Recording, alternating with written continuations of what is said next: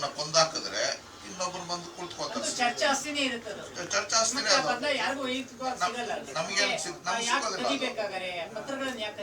ಕದಿಯಕ್ಕೆ ಏನಕ್ಕೆ ಹೋಗ್ತೀವಿ ನಾವು?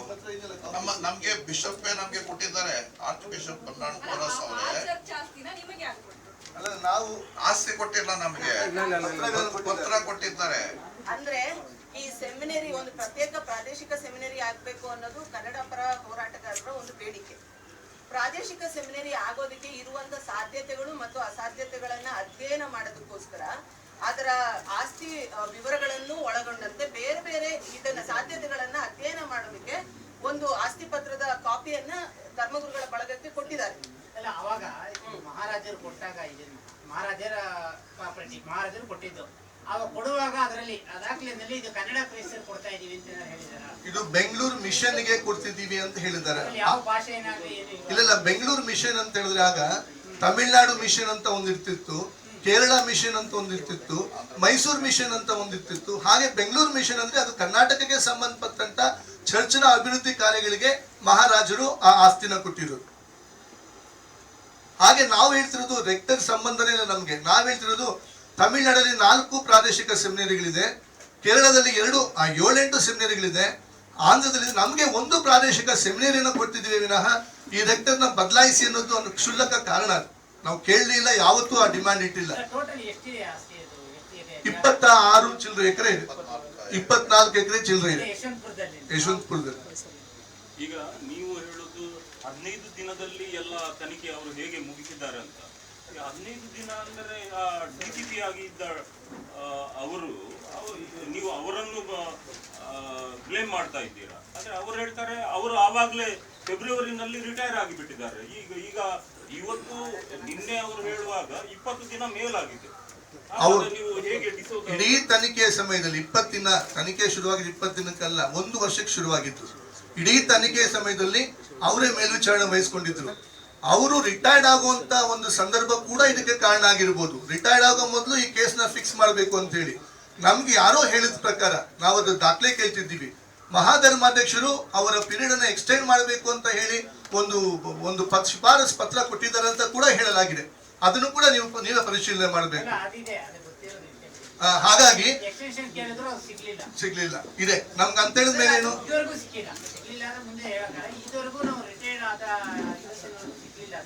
ಕೇಳಿದ್ರು, 6 ತಿಂಗಳು ಎಕ್ಸ್ಟೆನ್ಷನ್ ಕೇಳಿದ್ರು. ಅದಕ್ಕೆಲ್ಲ ಇದು ಆಗಿತ್ತು, ಹೋಮ್ ಮಿನಿಸ್ಟರ್ ಹೋಗಿತ್ತು. ಆಮೇಲೆ ಏನಾಯ್ತು, ಈ ಮಾಹಿತಿ ನಿಮ್ಗೆ ಗೊತ್ತಿರೋದ್ರ ಹಿನ್ನೆಲೆಯಲ್ಲಿ ನಾನು ಇನ್ನೊಂದು ವಿಚಾರವನ್ನು ಹೇಳ್ತೀನಿ. ಇವರು ಡಿಸೋಜ ಅವರು 15 ದಿನದಲ್ಲಿ ಅಂತ ಹೇಳ್ತಾರೆ. ಫೆಬ್ರವರಿ 28ನೇ ತಾರೀಕು ಅವರು ರಿಟೈರ್ ಆಗಿದ್ರು. ಈಗಿಲ್ಲ ಫಿಕ್ಸ್ ಮಾಡಿದ್ರಲ್ಲಾಗ್ಲಿ ಅಥವಾ ಈಗ ಅವರು ಸೈನ್ ಮಾಡಕ್ಕೂ ಅವ್ರಿಗೆ ಅಧಿಕಾರ ಇಲ್ಲ. ಅವರು ಯಾವ ರೀತಿಯಲ್ಲಿ ಒಟ್ಟು ಈ ತನಿಖೆ ನಡೀತಾ ಇರೋದು 11 ತಿಂಗಳು 11.5 ತಿಂಗಳಿಂದ ನಡೀತಾ ಇದೆ. ಆಗ್ಲಿಂದ ಅಂತೂ DCP ಡಿಸೋಜ ಅವ್ರು ಇದ್ರ. ಅವಾಗ ಎಷ್ಟೋ ಜನ ಇದ್ದಾರೆ. ಆಗ ಸಂದೀಪ್ ಪಾಟೀಲ್ ಇರಲಿಲ್ಲ, ನಾಲ್ಕನಲ್ಲಿ ಈಗಿದ್ದಾರೆ. ಅವರು ತನಿಖೆ ಕಾಲದಲ್ಲಿ ಬೇರೆ DCP ರೇವಣ್ಣ ಅವರು ಇದ್ರು, ಸಿದ್ದರಾಮಯ್ಯ. ಇದಕ್ಕೆ ಸಂಬಂಧಪಟ್ಟಂಗೆ ಇದು ಬಿಷಪ್ ಹೌಸ್ ಅಲ್ಲೇ DCP ಡಿಸೋಜ ಅವರು ರಿಟೈರ್ ಆಗಿದ್ರು. ಇದ್ರಲ್ಲಿ ಏನು ಸೇವೆಯಲ್ಲಿ ಇದ್ರು. ಒಟ್ಟಿನಲ್ಲಿ ಹೋಮ್ ಮಿನಿಸ್ಟರು, DCP ಲೆವೆಲ್ ಮತ್ತೆ ಹಲವು ತನಿಖಾಧಿಕಾರಿಗಳು ಬಿಷಪ್ ಹೌಸ್ ಅಲ್ಲೇ ಕೂತು ಸ್ಫೋಟ ನಡೆಸಿರುವಂತ ಹಲವು ಸಂದರ್ಭಗಳು ಇದೆ. ಅದನ್ನ ಅವ್ರು ನಿರಾಕರಿಸಲಿ ಸರ್. ಇಲ್ಲಿ ಮೊದಲಿಂದಲೂ ಕೂಡ ಸೆಮಿನರಿ ಆಂತರಿಕ ವಿಷಯಗಳನ್ನ ಬಿಟ್ಟ ಮೇಲೆ ಬೇರೆ ಯಾವುದೇ ಭಾಷಿಕ ಗುಂಪಿನ ಗುರುಗಳನ್ನಾಗ್ಲಿ ಜನರನ್ನಾಗ್ಲಿ ತನಿಖೆ ಒಳಪಡಿಸಿಲ್ಲ. ಅಲ್ಲಿಂದ ಕೂಡ ವಿಲಿಯಂ ಪ್ಯಾಟ್ರಿಕ್ ಫಾದರ್ ಅಷ್ಟೇ 1 ವರ್ಷದಿಂದ ಅವ್ರನ್ನ ಯಾವತ್ತೂ ಕೂಡ ಕರೆದಿರ್ಲಿಲ್ಲ. ಎಲಿಯಾಸ್ ಫಾದರ್ನ ಕೂಡ 1 ವರ್ಷದಿಂದ ಯಾವತ್ತೂ ಕೂಡ ತನಿಖೆ ಕರೆದಿರ್ಲಿಲ್ಲ. ಹಾಗಾಗಿ ಕೊನೆ ಕಾಲದಲ್ಲಿ ಫಿಕ್ಸ್ ಮಾಡಿರೋದ್ರಿಂದ ಅವ್ರು ನಿರಪರಾಧಿಗಳು ಅಂತ ಹೇಳಿ ನಾವು ಹೇಳ್ತಿರೋದ್ರಿಂದ ಈ ಕಾರಣಕ್ಕೆ ಅವ್ರನ್ನ ಫಿಕ್ಸ್ ಮಾಡಿದ್ದಾರೆ ಅನ್ನೋದಕ್ಕಿಂತ ಬೇರೆ ಕಾರಣನೇ ಇಲ್ಲ.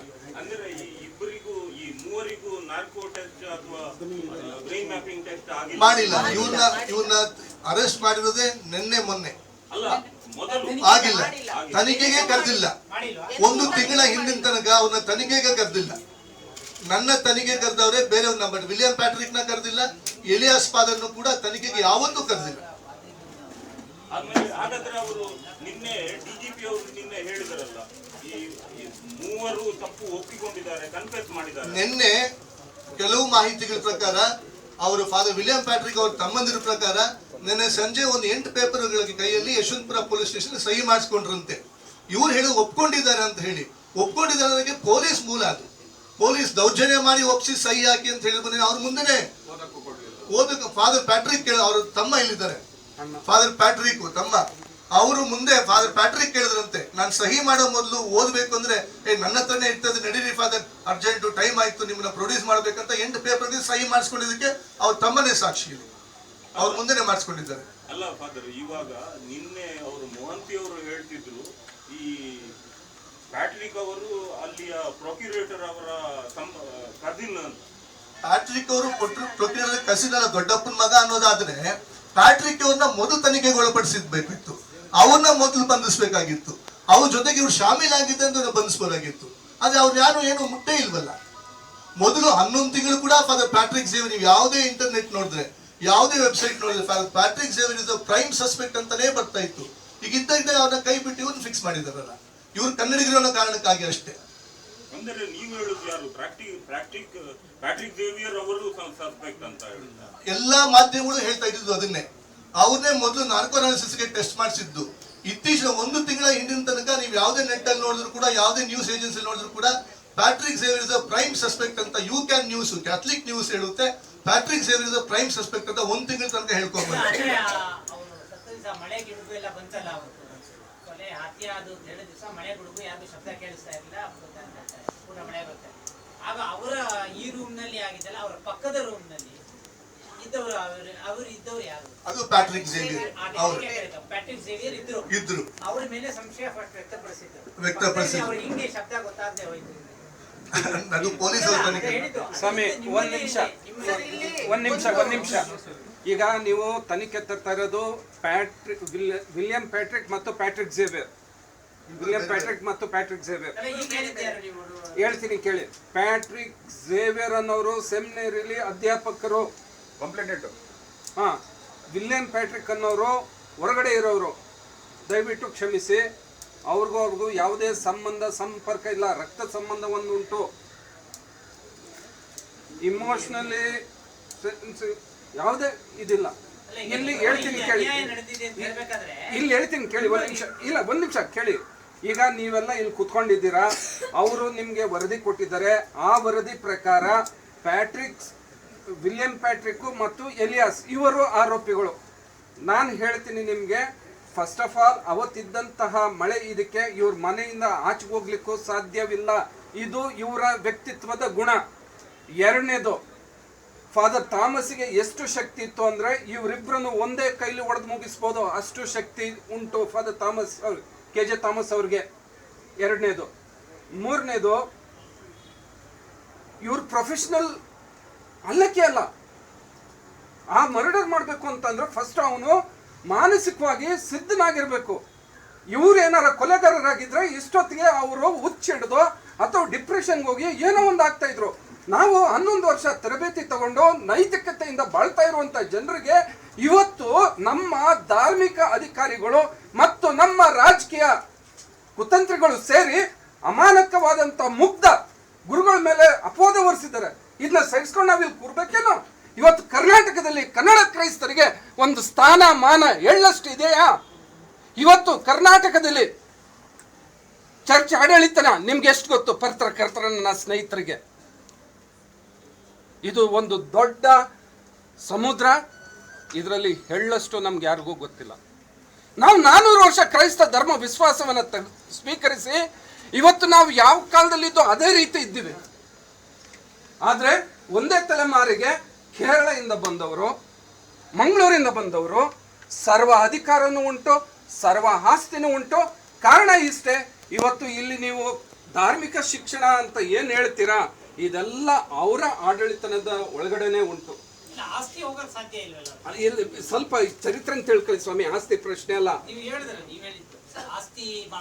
ಆಸ್ತಿ ಮೇಲೆ ಅವರ ಒಂದು ಕಬ್ಜಾ ಇದೆ ಅಂತ, ಅವರು ಅದರ ಮೇಲೆ ರಾಜ್ಯ ಅಧಿಕಾರ ಮಾಡ್ತಾ ಇದ್ದಾರೆ. ಅವರು ಅದರ ಒಂದು ಫೈನಾನ್ಷಿಯಲ್ ಕಂಟ್ರೋಲ್ ಕಂಟ್ರೋಲ್ ಇದೆ. ನಾವು ಹೇಳ್ತಿರೋದು ಇವತ್ತು ಹೇಳ್ತೀನಿ, ಇವತ್ತು ಶೇಕಡಾ ಬೆಂಗಳೂರಿನಲ್ಲಿ ಕ್ರೈಸ್ತ ಧಾರ್ಮಿಕ ಸಂಸ್ಥೆಗಳ ಹೆಸರಿನಲ್ಲಿ ಇರುವ ಏನು ಜಮೀನು ಲ್ಯಾಂಡ್ ಯಾರ ಕೈಯಲ್ಲುಂಟು? ಅಲ್ಲಿಗೆ ನೀವು ಯೋಚನೆ ಮಾಡಿ ಎಷ್ಟು ವರಮಾನ ಬರ್ತದೆ ಅಂತ. ಅಷ್ಟು ವರಮಾನ ಬಂದಾಗ ಯಾರನ್ನ ಬೇಕಾದ್ರೂ ಕೊಂಡ್ಕೊಳ್ಬೋದು. ಅಂದ್ರೆ ಈಗ ಅದೇ ಬಾಡಿಗೆ ಹಂತಕರನ್ನ ಉಪಯೋಗಿಸಿದ್ದಾರೆ ಅಂತ ನೀವು ಹೇಳೋದು? ಏನ್ ಹೇಳಿ? ಸುಪಾರಿ ಅಂತ ಹೇಳಿ ಈ ಮರ್ಡರ್ ಈಗ ಅವರ ನೈತಿಕತೆ ಇಲ್ಲ ಅಂದ್ರೆ ನೀವು ಸುಪಾರಿ ಕಿಲ್ಲರ್ಸ್ ಇದರಲ್ಲಿ ಯೂಸ್ ಆಗಿದ್ದಾರೆ ಅಂತ ಸರ್ ಒಂದ್ ನಿಮಿಷ, ಈ ಪ್ರಶ್ನೆಗೆ ನಾವಿಲ್ಲಿ ಯಾರು ಕೊಲೆ ಮಾಡಿರಬಹುದು ಅನ್ನುವಂತ ವಿಚಾರ ಚರ್ಚೆ ಮಾಡಕ್ಕಂತೂ ಖಂಡಿತ ಕೂತಿಲ್ಲ. ನಮಗೆ ಇರುವಂತ ಹೇಳ್ಬೇಕಲ್ಲ, ನೀವು ಮಾಡ್ಕೋತಿಲ್ಲ ಸರಿ ಅನ್ಬೇಕು. ಇಲ್ಲ ಇಲ್ಲ ಹಾಗಲ್ಲ. ಅದು ಇದು ಪ್ರಶ್ನೆ ಏನು ಅಂತಂದ್ರೆ ಇಲ್ಲಿ ನಮ್ಮಲ್ಲಿ ಇಬ್ರು ಅಮಾಯಕರನ್ನ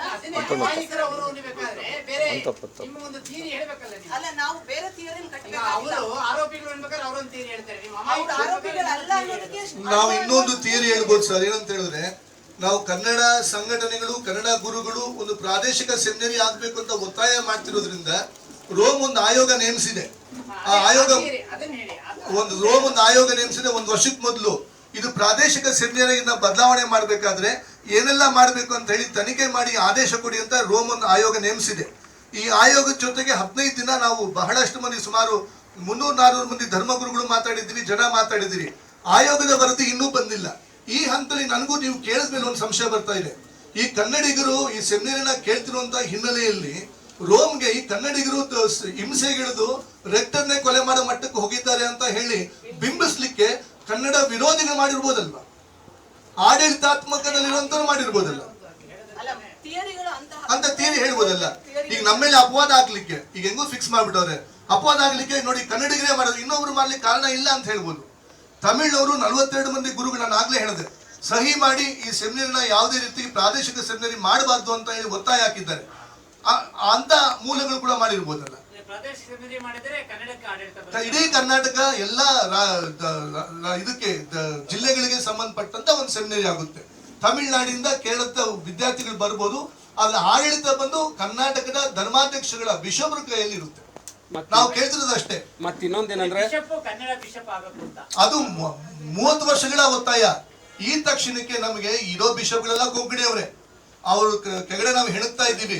ಆದ್ರೆ ಏನೇ ಆದ್ರೂ ಕೂಡ ನಮಗೆ ಕರ್ನಾಟಕಕ್ಕೆ ಅಂತ ಹೇಳಿ ಇಲ್ಲಿನ ಸಂಸ್ಕೃತಿ, ಇಲ್ಲಿನ ಧಾರ್ಮಿಕ ಹಿನ್ನೆಲೆಗಳು, ಇಲ್ಲಿನ ಪ್ರಾದೇಶಿಕತೆ ಬಗ್ಗೆ ಅಧ್ಯಯನ ಮಾಡಿದ್ರೆ ಮಾತ್ರ, ಈ ಭಾಷೆಗೆ ಪ್ರಾಮುಖ್ಯತೆ ಕೊಟ್ರೆ ಮಾತ್ರ ಚರ್ಚು ಕರ್ನಾಟಕದಲ್ಲಿ ಅಸ್ತಿತ್ವದಲ್ಲಿರಕ್ಕೆ ಸಾಧ್ಯ, ಬೇರೂರ್ಲಿಕ್ಕೆ ಸಾಧ್ಯ ಅನ್ನೋ ಕಾರಣಕ್ಕೆ ನೀವು ಇದನ್ನ ಪ್ರಾದೇಶಿಕ ಸೆಮಿನರಿ ಆಗಿ ಪ್ರಾರಂಭಿಸಿ ಅಂತ ನಾವು ಒತ್ತಾಯ ಆಗ್ತಿರೋದು.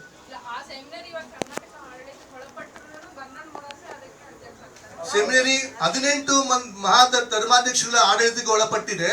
ಆದ್ರೆ ಇವರು ಕಣ್ಣು ಮುಚ್ಚಾಲೆ ಆಟ ಆಡೋದಕ್ಕೆ ಬನ್ನಾಡ್ ಮೊರಾಸ್ ಅವರು ಬೆಂಗಳೂರಲ್ಲಿ ಇರೋದ್ರಿಂದ ಅವ್ರನ್ನ 17 ಮಂದಿ ಧರ್ಮಾಧ್ಯಕ್ಷಗಳ ಪ್ರೆಸಿಡೆಂಟ್ ಆಗಿ ಮಾಡಿದ್ದಾರೆ. ಸೊ ನಾಮಕಾವಸ್ಥೆ ಪ್ರೆಸಿಡೆಂಟ್ ಇವರೇ, ಇಡೀ ಆಡಳಿತ ಇರೋರು. ಸೆಮಿನರಿಯಲ್ಲಿ ಇವತ್ತು 25 ಮಂದಿ ಪ್ರೊಫೆಸರ್ಗಳಿದ್ದಾರೆ. 25 ಮಂದಿಯಲ್ಲಿ ಇಬ್ರು ಕನ್ನಡಿಗ ಪ್ರೊಫೆಸರ್ಸ್ ಇರೋದು. ಕನ್ನಡ ಹುಡುಗರು 25 ಮಂದಿ ಹೊರನಾಡಿನ ತಮಿಳು ರಾಜ್ಯ ಗುರುಗಳ ನಡುವೆ ಹೇಗೆ ಅವರು ಫಾದರ್ಗಳಾಗೋ ಸಾಧ್ಯತೆ ಇದೆ ಅಂತ ನೋಡಿ. ಸಾಧ್ಯತೆ ಇಲ್ಲ. ಸೊ ನಾವ್ ಹೇಳೋದು ಆಡಳಿತ ಕರ್ನಾಟಕ ಬರ್ಬೇಕಂದ್ರೆ ಕನ್ನಡಿಗರಿಗೆ ಬರ್ಬೇಕು ಅಂತಲ್ಲ, ಕರ್ನಾಟಕದಲ್ಲಿರುವಂತ ಧರ್ಮಗುರುಗಳು, ಕರ್ನಾಟಕದಲ್ಲಿರುವಂತ ಧರ್ಮಾಧ್ಯಕ್ಷಗಳು ಈ ಆಡಳಿತನ ವಹಿಸ್ಕೊಳ್ಳಿ ಅಂತ. ನಮಗೂ ಕೂಡ ಸರಿ, ನಮ್ಗೆ ಯೋಗ್ಯತೆ ಇಲ್ಲ, ನಮ್ಮ ಸೆಮಿನರಿ ಬಾಗಿಲಿಗೂ ಸೇರ್ಸಲ್ಲ ಹೋರಾಟಗಾರರು ಅಂತ ಹೇಳಿ, ನಾವು ಆಕ್ಟಿವಿಸ್ಟ್ಗಳು ಅಂತ ಹೇಳಿ. ನಮಗ್ ಬೇಡ. ನಾವು ಇದೇ ಮಹಾಧರ್ಮಾಧ್ಯಕ್ಷಗಳು 11 ಮಂದಿ ಬಿಷಪ್ಗಳು ರೋಮ್ಗೆ ಪತ್ರ ಬರೆದಿದ್ದಾರೆ. ನಾವು ಕರ್ನಾಟಕದ ಬಿಷಪ್ಗಳು ಇದನ್ನ ವಹಿಸ್ಕೊಳ್ಳಕ್ಕೆ ನಮ್ಗೆ ಅಧಿಕಾರ ಕೊಡಿ ಅಂತ ಬರೆದಿದ್ದಾರೆ. ಅದು ಕೂಡ ಪೆಂಡಿಂಗ್ ಅಲ್ಲಿದೆ, ವರದಿ ಕೂಡ ಪೆಂಡಿಂಗ್ ಅಲ್ಲಿದೆ. ಈ ನಡುವೆ ಒಂದು ಕೊಲೆ ಹೇಗೋ ನಡೆದೋಗಿದೆ, ಅದು ನಿಜವಾಗ್ಲೂ ಖಂಡನೀಯ. ಆ ಕೊಲೆಯನ್ನ ನಮ್ಮ ಮೇಲೆ ಆರೋಪಿಸಿ ಇವರು ಸೆಮಿನರಿ ಕೇಳ್ತಿರೋ ಕಾರಣಕ್ಕಾಗಿ ಇದು ಈಗ ಮಾಡಿರ್ಬೋದು ಅಂತಹ ಒಂದು ತಿರುಚಿ ಮಾಡಿ ಹೇಳ್ತಿದ್ದಾರೆ ಅಂತ. ಅಲ್ಲ, ಈಗ ನಿನ್ನೆ ಇವರು ಡಿಜಿಪಿ ಅವರು ಹೇಳಿದಾರಲ್ಲ, ಅವರ ಮೊಬೈಲ್ ಫೋನ್ಗಳು ಮತ್ತೆ ಬೈಕ್ ಅನ್ನೆಲ್ಲ ಸೀಸ್ ಮಾಡಿದೀವಿ ಅಂತ. ಸರ್, 1 ವರ್ಷದಿಂದ ಮಾಡಿರೋಂಥ ಯಾವುದೋ ಒಂದು ಬೈಕ್ ನ ಫೀಡ್ ಮಾಡಕ್ಕೆ ಯಾವ ಪೊಲೀಸ್ ಕೆಲವು ಸಾಧ್ಯ? ನಾನು ಆಗ್ಲೇ ಹೇಳಿದೆ, ಪೊಲೀಸ್ನವರೇ ಸ್ಟೇಟ್ಮೆಂಟ್ ನೆನ್ನೆ ಕೊಟ್ಟಿದ್ದಾರೆ. ಯಶವಂತಪುರ ಸುತ್ತಮುತ್ತಲ ಎಲ್ಲಾ ಮೊಬೈಲು ಕಾಲ್ ರಿಜಿಸ್ಟ್ರೇಷನ್ ತೆಗೆದುಕೊಂಡು 11 ತಿಂಗಳು ಜಾಲಾಡಿದ್ದಾರೆ. ಅವ್ರಿಗೆ ಏನೂ ಸಿಗ್ಲಿಲ್ಲ. ಈಗ 2 ಮೊಬೈಲ್ ಅಲ್ಲಿ ಹೆಂಗ್ ಸಿಗ್ಬಿಡುತ್ತೆ? ಅದು ಸಿಸಿ ಕ್ಯಾಮ್ರಾ ಇದೆ, ಅದು ಬೇರೆ ಪ್ರಶ್ನೆ. ಹೆಂಗ್ ಸಿಗುತ್ತೆ 2 ಮೊಬೈಲ್ಗಳಲ್ಲಿ? ಇದಕ್ಕೆ ಮೊದಲು ಪೊಲೀಸರು ಅಂದ್ರೆ ವೈಫಲ್ಯ ಅಂತ ಹೇಳಿ ಈ 2 ಮೊಬೈಲ್ಗಳು ಮೊದಲು ಅಸ್ತಿತ್ವದಲ್ಲಿ ಇದ್ವಾ ಇಲ್ವಾ? ಅಥವಾ ಕೊಲೆ ಆದ್ಮೇಲೆ ಈ ಮೊಬೈಲ್ಗಳು ಬಂದಿದ್ದಾವ? ಕೊಲೆ ಆದ್ಮೇಲೆ ಈ ಮೊಬೈಲ್ಗಳು ಬಂದಿದ್ರೆ ಈ ಮೊಬೈಲ್ಗೂ ಕೊಲೆಗೂ ಸಂಬಂಧ ಇಲ್ಲ. ಸುಮ್ಮನೆ ಯಾವುದೇ ಮೊಬೈಲ್ ತಕೊಂಡು ಯಾವುದೋ ಒಂದು ಗಾಡಿ ತಕೊಂಡು ಕೊಲೆ ಕೇಸಲ್ಲಿ ಇದನ್ನ ಫಿಕ್ಸ್ ಮಾಡಿದ್ರೆ ಯಾವ ಪೊಲೀಸ್ ಬರ್ಬೇಕಾದ್ರೂ ಹೇಳ್ಬೋದು.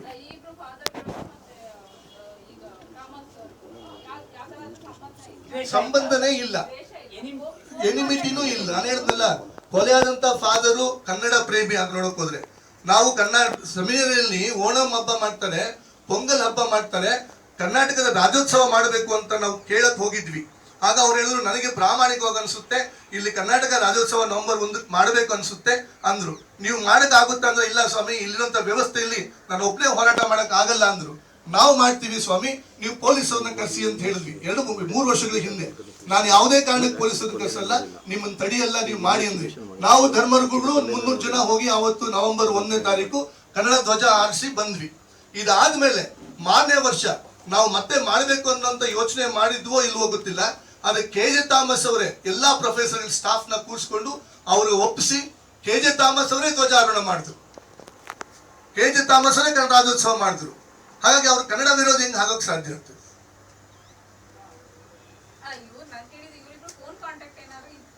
ನೋಡಿ, ನನಗೆ KJ ಥಾಮಸ್ 3 ವರ್ಷ ಸೀನಿಯರ್, ನಾವು ಸ್ನೇಹಿತರು. ಅಂದ್ರೆ ನಮ್ಗೆಲ್ಲೂ ಕೂಡ, ಯಾಕಂದ್ರೆ ನಮಗೂ ಸೆಮಿನರಿ ಬೇಡಿಕೆ ಇರೋದು, ನಾವು ಸೆಮಿನರಿಗೆ ಹೋದ್ರೆ ಅರೆಸ್ಟ್ ಮಾಡ್ತಾರೆ ಅನ್ನೋಂಥ ಭಯ ಇತ್ತು. ಯಾಕಂದ್ರೆ ನಮ್ಮ ಮೇಲೆ ಕೇಸ್ ಹಾಕಿದ್ರು ಸೆಮಿನರಿ ಒಳಗೆ ಕಾಲಿಡಬಾರ್ದು ಅಂತ. ಈ ಇಬ್ಬರು ಗುರುಗಳಿಗೂ, ಎಲಿಯಾಸ್ ಫಾದರ್ಗೂ KJ ಥಾಮಸ್ಗೆ ಸಂಪರ್ಕ ಇರೋಕ್ಕೆ ಸಾಧ್ಯನೇ ಇಲ್ಲ. ಸ್ನೇಹಿತರಾಗಿಲ್ಲ, ಮೀಟ್ ಮಾಡಿರ್ಬೋದು ಅಷ್ಟೇ. ಯಾಕಂದ್ರೆ ಎಲಿಯಾಸ್ ಫಾದರ್ ಮನೆ ಇರೋದು ಗುಡ್ಡದ ಮೇಲೆ, ಸ್ಯಾನಿಟೋರಿಯಂ ರಾಜಾಜನಗರದ ಮೇಲೆ. ಹಾಗೆ ಗೊತ್ತಿರ್ಬೋದು, ವಿಲಿಯಂ ಪ್ಯಾಟ್ರಿಕ್ ಕೂಡ ಪರಿಚಯ ಇರ್ಬೋದು. ಬಟ್ ಫೋನ್ ಕಾಂಟ್ಯಾಕ್ಟ್ಗಳು ಎಷ್ಟಿತ್ತು ನನಗೆ ಗೊತ್ತಿಲ್ಲ. ಆದ್ರೆ ಅವರಿಬ್ಬರು ಮತ್ತೆ ಯಾವುದೇ ಸಂಪರ್ಕ, ವೈಮನಸ್ಸಿರ್ಲಿಕ್ಕೆ ಸಾಧ್ಯನೇ ಇಲ್ಲ. ಅಧಿಕಾರಕ್ಕಾಗಿ ಕೊಲೆ ಆಗಿರ್ಲಿಕ್ಕೆ ಸಾಧ್ಯನೇ ಇಲ್ಲ. ಆ ಸ್ಥಾನ ನಮ್ಗೆ ಸಿಗುತ್ತೆ ಅಂತ ಸಾಧ್ಯನೇ ಇಲ್ಲ. ಅವ್ರು ಕನ್ನಡ ವಿರೋಧಿಯನ್ನ ಹೇಳೋದು ಸಾಧ್ಯತೆಗಳು ಇಲ್ಲ.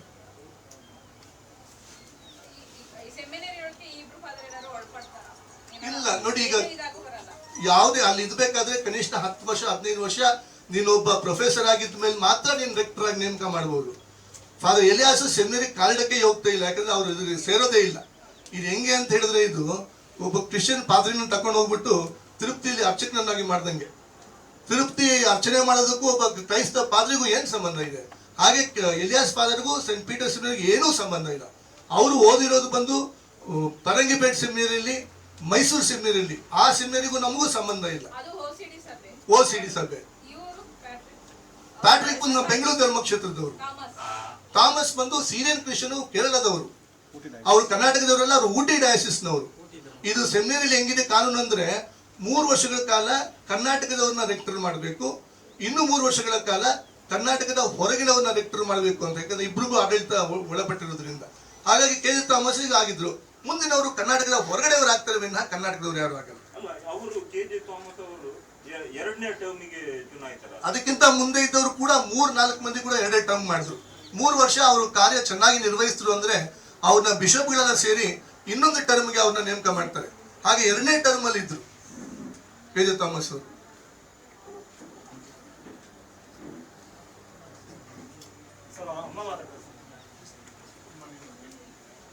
ನಿಮ್ಮ ಮಗನ ಬಗ್ಗೆ ಹೇಳಿ, ನಿಮ್ಗೆ ಮಾತಾಡಿ,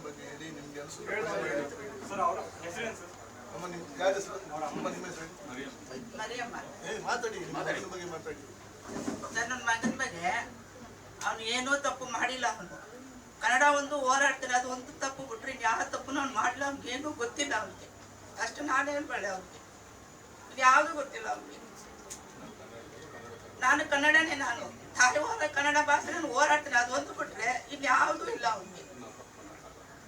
ಅಷ್ಟೇ ನನಗೆ ಗೊತ್ತಿರೋದು. ತಾಯಿ ಭಾಷೆ ಕನ್ನಡ ಭಾಷೆ ಅಂತ ಹೋರಾಡ್ತಾರೆ ಅಷ್ಟೇ.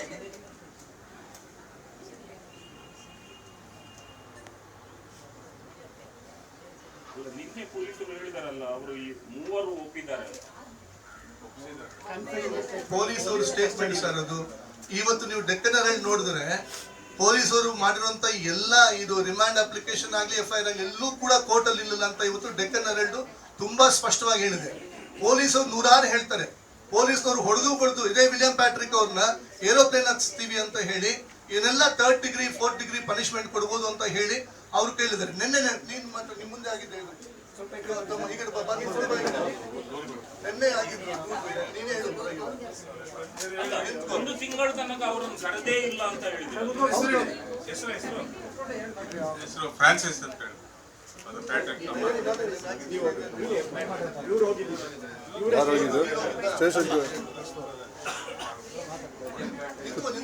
ಇಲ್ಲ ಕಾಣಲ್ಲ. ನನ್ನ ಹೆಸರು ಲೂರ್ದು ಸ್ವಾಮಿ ಅಂತೇಳಿ. ನಿನ್ನೆ ಯಶವಂತಪುರ ಪೊಲೀಸ್ ಸ್ಟೇಷನ್ಗೆ ಒಂದು 5:30 ಗಂಟೆಗೆ 5 ಗಂಟೆ ಅಷ್ಟೊತ್ತಿಗೆ ಫೋನ್ ಮಾಡಿದ್ರು, ಈ ಥರ ಇದ್ರದ್ದು ವಾರೆಂಟ್ ಸೈನ್ ಮಾಡೋಕ್ಕೆ ಬನ್ನಿ, ಅರೆಸ್ಟ್ ವಾರೆಂಟ್ ಸೈನ್ ಮಾಡೋಕ್ಕೆ ಬನ್ನಿ ಅಂತೇಳಿ. ನಾನು ಹೋಗಿದ್ದೆ. ಹೋಗೋಷ್ಟೊತ್ತಿಗೆ 5:15 ಆಗಿತ್ತು. ಆಗಷ್ಟೇ ಅಣ್ಣನ ವಿಲಿಯಂ ಪ್ಯಾಟ್ರಿಕ್ನ ಜೀಪಲ್ಲಿ ಕರ್ಕೊಂಬಂದಿದ್ರು. ಜೀಪಲ್ಲಿ ಕರ್ಕೊಂಬಂದು ಒಂದು ಇದ್ರದ್ದು ಇನ್ಸ್ಪೆಕ್ಟರ್ ಶೇಷಾದ್ರಿ ಅವ್ರ ರೂಮಲ್ಲಿ ನಮ್ಮಿಬ್ರು ಒಳಗಡೆ ಕರ್ಕೊಂಡ್ರು. ಅವಾಗ ನನಗೆ ಹೇಳಿದ್ರು ವಾರೆಂಟ್ ಸೈನ್ ಮಾಡಿ ಅಂತೇಳಿ. ನಾನು ವಾರೆಂಟ್ ಓದುವಾಗ ಕೇಳಿದೆ, ಇದೆಲ್ಲಿದೆ ಏನೋ FIR ನಂಬರ್ ಎಲ್ಲಿದೆ ಸರ್ ಅಂತ ಕೇಳಿದೆ. ಅಲ್ಲಿ ಇದೆಯಲ್ರಿ, ಹೋದ್ರಿ ಮೇಲೇನೆ ಇದೆಯಲ್ಲ ಅಂತ ಹೇಳಿದ್ರು. ನಾನು ಸೈನ್ ಮಾಡಿಬಿಟ್ಟು ವಾರೆಂಟ್ ತೊಗೊಂಡೆ. ಆಮೇಲೆ ಫಾದರ್ ವಿಲಿಯಂ ಪ್ಯಾಟ್ರಿಕ್ ಹತ್ರನೂ ಒಂದು ಸೈನ್ ಮಾಡಿಸ್ಕೊಂಡ್ರು. ಇದಾದ್ಮೇಲೆ ಒಂದು 10 ಪೇಜ್ಗಳದ್ದು 8ರಿಂದ 10 ಪೇಜ್ ಒಂದು ಮಾಹಿತಿಗಳು ಏನೋ ಟೈಪ್ ಮಾಡಿದ್ದಲ್ಲ ಮ್ಯಾಟ್ರುಗಳು, ಅದರಲ್ಲಿ ಸೈನ್ ಮಾಡಿ ಅಂತ ಹೇಳಿದ್ರು. ಅವಾಗ ಫಾದರ್ ವಿಲಿಯಂ ಪ್ಯಾಟ್ರಿಕ್ ಕೇಳಿದ್ರು, ಎಲ್ಲ ಓದ್ಲೇ ಇಲ್ವಲ್ಲ ಸ್ವಾಮಿ, ಸೈನ್ ಎಲ್ಲ ಆದ್ಮೇಲೆ ಕೇಳಿದ್ರು, ಏನು ಓದ್ಲೇ ಇಲ್ವಲ್ಲ, ಇದನ್ನ ಹೇಗೆ ಸೈನ್ ಮಾಡಿಸ್ಕೊಂಡ್ರಿ ಅಂತ. ಅದಕ್ಕೆ ಅವರು ಅಧಿಕಾರಿಗಳು ಹೇಳಿದ್ರು, ನನ್ನ ಹತ್ರನೇ ಇರುತ್ತೆ ಈ ಪೇಪರ್ಸ್, ನೀವು ಅರ್ಜೆಂಟಾಗಿ ಮೆಡಿಕಲ್ ಟೆಸ್ಟ್ ಮಾಡ್ಬೇಕು, ಯಾಕಂದ್ರೆ ಟೈಮು ಮೀರೋಗ್ತಾ ಇದೆ, ಇದ್ರದ್ದು ನೀವು ಮೆಡಿಕಲ್ ಮಾಡಿಸ್ಕೊಂಡ್ ಬಂದ್ಬಿಡಿ ಸ್ವಾಮಿ, ನನ್ನ ಹತ್ರನೇ ಇರುತ್ತೆ ಅಂತೇಳಿ ದಾಖಲೆಗಳನ್ನ ತಮ್ಮಲ್ಲೇ ಇಟ್ಕೊಂಡ್ರು. ಅದಾದ್ಮೇಲೆ ನಾನು ಹೊರಗಡೆ ಬಂದೆ. ಅಲ್ಲ, ಅದು ಅವ್ರದ್ದು ವೈಯಕ್ತಿಕ ಡಿಕ್ಲರೇಷನ್ ಅಂತ ಹೇಳಿದ್ರು. ಅಲ್ಲ, ಇವ್ರು ಹೇಳಿದ್ರಲ್ಲ, ಓದಕ್ಕೆ ಕೇಳಿದಾಗ ನೀವು ಮೆಡಿಕಲ್ 5:45 ಟೈಮ್ ಆಗೋಗಿತ್ತು ಆಗಾಗ್ಲೇ, ಅದಕ್ಕೆ ನೀವು ಹೋಗಿ ಬನ್ನಿ ಸ್ವಾಮಿ, ನನ್ನ ಹತ್ರನೇ ಇಟ್ಕೊಂಡಿರ್ತೀನಿ ಅಂತ ಹೇಳಿದ್ರು. ಆಮೇಲೆ ಕೊಟ್ಟಿದ್ರು, ಗೊತ್ತಾಯಿಲ್ಲ. ನನ್ನ ರೂಮಿನ ಹೊರಗಡೆ ಕಳಿಸಿದ್ರು. ಫಾದರ್ ವಿಲಿಯಂ ಪ್ಯಾಟ್ರಿಕ್ನ ಇದು ಮೆಡಿಕಲ್ ಚೆಕಪ್ಗೆ ಕಳಿಸಿದ್ರು. ಓದಕ್ಕೆ ಕೇಳಿದಾಗ ಅವ್ರು ಹೇಳಿದ್ರು, ನೀವು ಅರ್ಜೆಂಟ್ ಮೆಡಿಕಲ್ ಮಾಡಿಸ್ಕೊಂಡ್ ಬನ್ನಿ, ಮತ್ತೆ ಕೊಡ್ತೀನಿ, ನನ್ನ ಹತ್ರನೇ ಇರುತ್ತೆ ಅಂತ ಹೇಳಿದ್ರು. ಅವರಿಗೆ ಅರೆಸ್ಟ್ ಮಾಡಿದ್ದು ನಿನ್ನೆ, ಇದು ಪ್ರೆಸ್ ಕಾನ್ಫರೆನ್ಸ್ ಆಗಿದ್ದು ನಿನ್ನೆ ಬೆಳಿಗ್ಗೆ. ಹಾಗಾದ್ರೆ ಅರೆಸ್ಟ್ ಮಾಡಿದ್ವಿ ಯಾವಾಗ? ಅವ್ರು ಹೇಳಿದ್ರು ಅರೆಸ್ಟ್ ಮಾಡಿದ್ದು ನಾವು ಮೊದಲೇ ಅರೆಸ್ಟ್ ಮಾಡಿದೀವಿ ಅಂತ ಹೇಳಿದ್ರು. ಅವರು ನಿನ್ನೆ ಪ್ರೆಸ್ ಕಾನ್ಫರೆನ್ಸ್ ಕರೆಯುವಾಗ 11:30, ಅವ್ರನ್ನ ಪ್ರೊಡ್ಯೂಸ್ ಮಾಡುವಾಗ ರಾತ್ರಿ 9 ಗಂಟೆ ಆಗಿತ್ತು. ಅವ್ರಿಗಾಗ್ಲೇ ಹೇಳ್ಕೊಂಡು ಬಂದಿದ್ದಾರೆ ದಾರಿಯಲ್ಲಿ, ನಾವು ಅರೆಸ್ಟ್ ಮಾಡಿದ್ದು 5:15 ಅಂತ ಹೇಳಿ ಅಂತ. ನಮ್ ಕಣ್ಣು ಮುಂದೆ ಸತ್ಯ ಸ್ಪಷ್ಟವಾಗಿದೆ. ಅವ್ರು ಪ್ರೆಸ್ ಕಾನ್ಫರೆನ್ಸ್ ಮಾಡಿ ಹೇಳ್ತಾರೆ. ನಮ್ ಲಾಯರ್ಸ್ ಅಲ್ಲಿ ಪ್ರೊಡಕ್ಷನ್ ಬಂದಾಗ ಅವರು ಎಷ್ಟೊತ್ತಿಗೆ ನಿಮ್ಮನ್ನ ಅರೆಸ್ಟ್ ಮಾಡಿದ್ರು ಅಂತಂದ್ರೆ 5:15 ಅಂತ ಅವ್ರ ಕೈಯಲ್ಲಿ ನಿನ್ನೆ 5:15 ಅಂತ ಹೇಳಿಸ್ತಾರೆ. ರಾತ್ರಿ 9 ಗಂಟೆಗೆ ಟೈಮು ಅರೆಸ್ಟ್ ಮಾಡೋ ಟೈಮ್ ಇದ್ರಲ್ಲಿದೆ ನೋಡಿ, ಅರೆಸ್ಟ್ ಇಲ್ಲ ಇದೆ ನೋಡಿ. 1:30 ಗಂಟೆಗೆ ಅರೆಸ್ಟ್ ಮಾಡ್ಕೊಂಡಿದ್ದೀವಿ ಅಂತ ಹೇಳ್ತಾರೆ. ಬೆಳಗಿನ ಜಾವ 1:30 ಗಂಟೆಯಲ್ಲಿ ನಾವು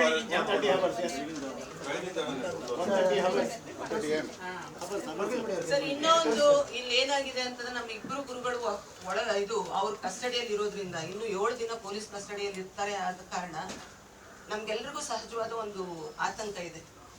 ಇಲ್ಲಿ ಹೊರಗಡೆ ಏನ್ ನಡೆಯುತ್ತೋ ಅನ್ನೋದ್ರ ಆಧಾರದ ಮೇಲೆ ಅವ್ರನ್ನ ಹೇಗ್ ನಡೆಸ್ಕೋತಾರೋ ಅಂತ ಅನ್ನೋದು ಕೂಡ, ಅದರ ಪರಿಣಾಮಗಳ ಬಗ್ಗೆ ಕೂಡ ನಮ್ಗೆ ತುಂಬಾ ಆತಂಕಗಳಿದಾವೆ.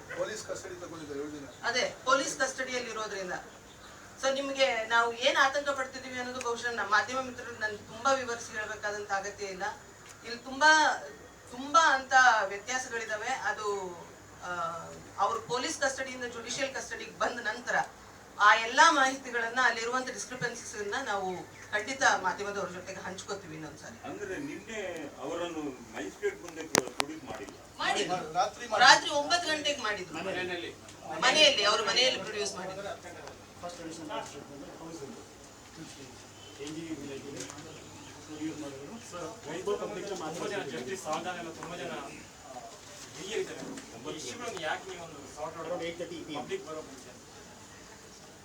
ಅಲ್ಲ, ಅವರು ಆಕ್ಚುಲಿ ಮಂಗಳೂರಲ್ಲಿ ಸಬ್ಮಿಟ್ ಮಾಡ್ತಿರ್ತಾರೆ ಏನಂತ ಹೇಳಿದ್ರೆ ಧರ್ಮಕ್ಷೇತ್ರ ತುಂಬಾ ಅವ್ಯಾವ ತುಂಬಾ ಇದು ಮಾಡಿ 1965ರಲ್ಲಿ ಹೋರಾಟ ಶುರುವಾಗಿದ್ದು, ತಮಿಳುನಾಡಿನಿಂದ ಪಾಂಡಿಚೇರಿಯಿಂದ ಧರ್ಮಾಧ್ಯಕ್ಷರು ಬಂದಿದ್ರು ಅಂತ ನಾವು ವಿರೋಧಿಸುತ್ತಿದ್ದಾಗ 1982ರಲ್ಲಿ ರೋಮ್ ಒಂದು ಆಯೋಗನ ನೇಮಿಸಿತು. 3 ಧರ್ಮಾಧ್ಯಕ್ಷರನ್ನ ಆಯೋಗ ನೇಮಿಸಿ ಬೆಂಗಳೂರಿನ ಭಾಷಾ ಸಮಸ್ಯೆನ ಅಧ್ಯಯನ ಮಾಡಿ ಅಂತ ಹೇಳ್ತು. ಈ 3 ಧರ್ಮಾಧ್ಯಕ್ಷರನ್ನ ಆಯೋಗ, ರೋಮಿನ ಆಯೋಗ, ಇಲ್ಲಿ ಅಧ್ಯಯನ ಮಾಡಿ ಒಂದು ವರದಿ ಒಪ್ಪಿಸ್ತು. ಆ ವರದಿಯ ಆಧಾರದ ಮೇಲೆ 1983ರಲ್ಲಿ ಮಾರ್ಚ್ ತಿಂಗಳಲ್ಲಿ ತಮಿಳು ಬಿಷಪ್ ಆರೋಗ್ಯಸ್ವಾಮಿ ಅವರು ಒಂದು ಸುತ್ತೋಲೆನ ಹೊರಡಿಸ್ತಾರೆ. ಏನಂದ್ರೆ, ಕನ್ನಡಕ್ಕೆ ಪ್ರಧಾನವಾದಂತ ಸ್ಥಾನ ಸಿಕ್ಕಿದಾಗ ಇಲ್ಲಿ ಸಮಸ್ಯೆಗಳು ಪರಿಹಾರ ಆಗುತ್ತೆ. ಯಾವ್ಯಾವ ಚರ್ಚಲ್ಲಿ ಕನ್ನಡ ಇಲ್ಲ ಅಂತ ಹೇಳಿದ್ರು ಅಲ್ಲೆಲ್ಲ ಕನ್ನಡ ಪ್ರಾರಂಭ ಆಗಬೇಕು, ಕನ್ನಡದ ಆಡಳಿತ ಭಾಷೆ ಆಗ್ಬೇಕಂತ ಸುತ್ತೋಲೆನೆ ಹೊರಡಿಸ್ತಾರೆ. 1 ವರ್ಷ ಆದ್ರೂ ಕೂಡ ಅವರು ತಾವೇ ಹೊರಡಿಸಿದ ಸುತ್ತೋಲೆನ ಅನುಷ್ಠಾನಕ್ಕೆ ತರಲ್ಲ. ಆಗ 1984ರಲ್ಲಿ ಹೋರಾಟ ಶುರುವಾಗುತ್ತೆ. ನೀವೇ ಹೊರಡಿಸಿರೋ ಸುತ್ತೋಲಿನ ಆದೇಶನ ನೀವು ಅನುಷ್ಠಾನಕ್ಕೆ ತನ್ನಿ ಅಂತ ಹೇಳಿ ತರಲ್ಲ.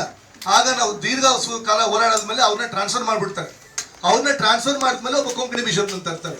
ಅದಾದ್ಮೇಲೆ ನಮ್ಮ ಹೋರಾಟ ಬೇರೆ ಬೇರೆ ಹಂತದಲ್ಲಿ ಆಗ್ತಾನೆ ಇತ್ತು. ಇತ್ತೀಚೆಗೆ ಹೇಳುತ್ತಲ್ಲ, ಕಳೆದ ವರ್ಷದ ಇನ್ನೊಂದು ಆಯೋಗ ಬಂತು ಇದೇ ಭಾಷಾ ಸಮಸ್ಯೆನ ಅಧ್ಯಯನ ಮಾಡ್ಲಿಕ್ಕೆ. ಅವ್ರ ಹತ್ರ ಕೂಡ ನಾವೆಲ್ಲ ಅಹವಾಲನ್ನ ಕೊಟ್ವಿ.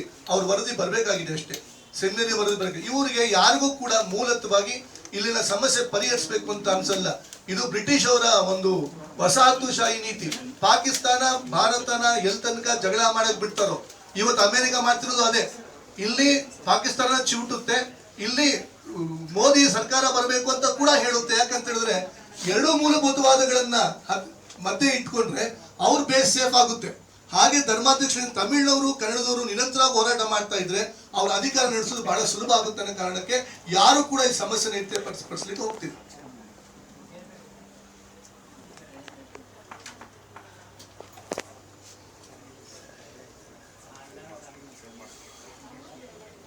ಅಂದ್ರೆ ಈಗ ನೀವು ಸಿಬಿಐ ಇನ್ಕ್ವೈರಿ ಆಗ್ಬೇಕಂತ ಕೋರ್ಟಿಗೆ ನಾವು ರಿಟ್ ರೆಡಿ ಮಾಡ್ತಿದ್ದೀವಿ. ರಿಟ್ ಮಾಡಿ ಸಿಬಿಐಗೆ ಆದ್ರೆ ಮಾತ್ರ ವಸ್ತುನಿಷ್ಠವಾದಂತಹ ಒಂದು ಸತ್ಯ ಹೊರಡೆ ಬರ್ಲಿಕ್ಕೂ ಸಾಧ್ಯ ಆಗುತ್ತೆ. ಆಗ ಕನ್ನಡಿಗರನ್ನ ನಿಜವಾಗ್ಲೂ ಮುಕ್ತಗೊಳಿಸಬೇಕು ಅಂತೇಳಿ ಇಲ್ಲಿರುವಂತ ವ್ಯವಸ್ಥೆಯಲ್ಲಿ ಕನ್ನಡಿಗರು ಮುಕ್ತರಾಗ್ತಾರಂತ ಯಾವುದೇ ನಮಗೆ ಆಶಾ ಭಾವನೆ ಇಲ್ಲ. ಅಂದ್ರೆ ಈ ಫಾದರ್ ಕೆ.ಜೆ. ಥಾಮಸ್ ಕುಟುಂಬದವರು ರಿಟ್ ಹಾಕಿದಾಗ ತಾವು ಯಾಕೆ ಸೇರಿಕೊಳ್ಳಿಲ್ಲ? ರಿಟ್ ತರ್ಸ್ಕೊಂಡಿದ್ದೀವಿ, ಅದ್ರ ಜೊತೆಗೆ ಅಪಿಲೇಟ್ ರಿಟ್ ಹಾಕ್ಲಿಕ್ಕೆ ಕೂಡ ಹೊರಟಿದ್ದೀವಿ. ಇದೆಲ್ಲ ಆಗಿದ್ದು 4 ವಾರ ಮೊದಲು. ಇವ್ರು ಕನ್ನಡ ಗುರುಗಳನ್ನ ಫಿಕ್ಸ್ ಮಾಡ್ತಾರೆ ಅಂತ ಗೊತ್ತೇ ಆಗಿಲ್ವಲ್ಲ ನಮ್ಗೆ. ಒಂದು ವೇಳೆ ಇವರು ಕನ್ನಡ ಗುರುಗಳನ್ನ ಫಿಕ್ಸ್ ಮಾಡ್ಬಿಡ್ತಾರೆ ಅಂದ್ರೆ ನಾವು ಆಗ್ಲೇ ಸಿಬಿಐಗೆ ರಿಟ್ ಹಾಕ್ತಿದ್ವಿ. ನಾವಿನ್ 2-3 ದಿನದಲ್ಲಿ ಹೈಕೋರ್ಟ್ಗೆ ರಿಟ್ ಹಾಕ್ತಿದ್ವಿ. ಒಂದು ವ್ಯವಸ್ಥೆ ಇಷ್ಟೊಂದು ನೀಚ ಮಟ್ಟಕ್ಕೆ ಇಳಿಬಹುದು ಅನ್ನುವಂತ ಕಲ್ಪನೆನೇ ನಮಗಿರ್ಲಿಲ್ಲ.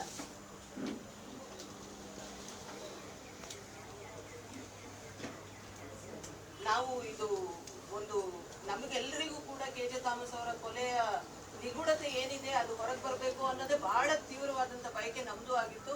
ಹಾಗಾಗಿ ನಾವೆಲ್ಲೂ ಕೂಡ ಪೊಲೀಸ್ ತನಿಖೆಗೆ ಅಡ್ಡಿಪಡಿಸ್ಬೇಕು ಅಂತಾಗ್ಲಿ ಇದನ್ನ ವಿರೋಧ. ತುಂಬಾ ಜನ ನಮ್ಮ ಸ್ನೇಹಿತರನ್ನೆಲ್ಲ ಒಳಪಡಿಸಿದಾಗ ತುಂಬಾ ಜನ ಡಿಪ್ರೆಸ್ ಆಗಿದ್ದಾರೆ. ಎಷ್ಟೋ ಜನ ಮಾನವ ಹಕ್ಕುಗಳ ಆಯೋಗದ ನೆರವನ್ನು ಕೂಡ ಪಡೆದಿದ್ದಾರೆ. ಅಷ್ಟು ಮಟ್ಟಿಗೆ ಅವರೆಲ್ಲ ಇದಕ್ಕೊಳಗಾದ್ರೂ ಕೂಡ ನಾವು ಹೇಳ್ತಿದ್ವಿ ಇದು ಒಂದು ಆಂಗಲ್ ಅನ್ನ ಅವ್ರು ನೋಡ್ತಿರೋದ್ರಿಂದ ನಾವು let us cooperate with the investigation ಅಂತಲೇ ಬಂದ್ವಿ. ನಾವು ಕೊನೆಯವರೆಗೂ ನಾವು ಅದೇ ಒಂದು ಇದು ಕೋಆಪರೇಟಿವ್ ಮೂಡಲೇ ಬಂದಿದ್ದು. ಬಟ್ ಈ ಪ್ರಮಾಣದಲ್ಲಿ ಇಷ್ಟು ನೀಚತನದಲ್ಲಿ ಇಷ್ಟು ಪ್ರಿಮಾ ಫೇಸಿ ಕಿತ್ತೋಗುವಂತ ಕೇಸನ್ನ ಇವರು ಫ್ರೇಮ್ ಮಾಡಬಹುದು ಅನ್ನುವಂತ ಕಲ್ಪನೆ ಖಂಡಿತ ನಮ್ಗೆ ಯಾರಿಗೂ ಇರಲಿಲ್ಲ. ಸಮಯ ಆಗ್ತಿದೆ. ಪತ್ರಕರ್ತರಿಗೆಲ್ಲ ತುಂಬಾ ವಂದನೆಗಳು. ಇಲ್ಲಿಗೆ ಪತ್ರಿಕಾಗೋಷ್ಠಿನ ಮುಗಿಸೋಣ. ನಿಮ್ ಸಹಕಾರ ಬೆಂಬಲ ಸತ್ಯಕ್ಕಿರ್ಲಿ ಅಂತ ಇನ್ನೊಂದ್ಸರಿ ಮನವಿ ಮಾಡ್ತಾ ನಿಮ್ಮೆಲ್ರಿಗೂ ನಮಸ್ಕಾರ ಹೇಳ್ತೀನಿ.